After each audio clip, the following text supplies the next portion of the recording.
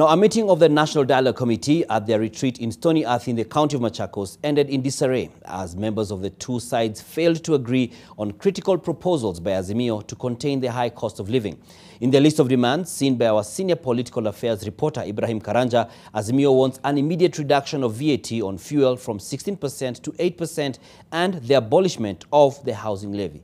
Here is what happened, or rather I should say transpired earlier today. Well, we made quite some good progress, not just on the question of cost of living, but on a number of the issues, the 5 agenda items and other issues that Kenyans raised. As the co-chairs of the National Dialogue Committee put on a brave face in a presser right after their retreat in Stony Earth came to an end, NTV was in possession of a document detailing what threw the talks off balance, leading to a heated session moments earlier.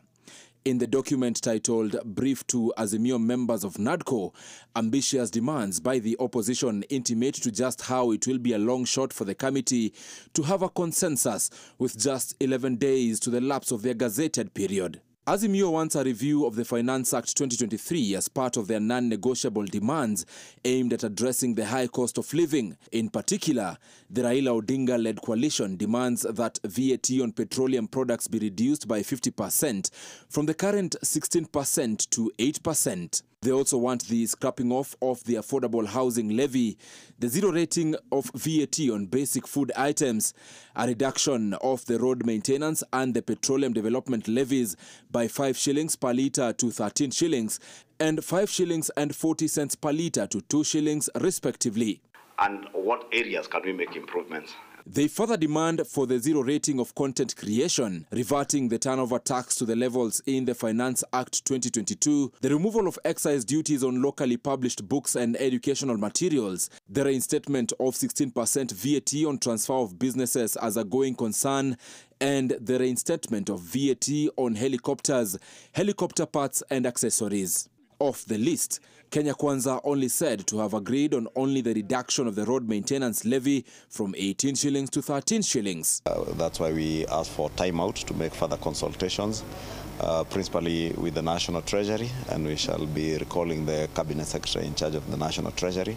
On the demand side, Azimio also wants the slashing of domestic and internal travels by 30% to save a minimum of 230 billion shillings annually. They also are demanding stemming of corruption and theft of public funds, adopting an open governance system and accessibility of government contracts to SMEs, amongst other demands.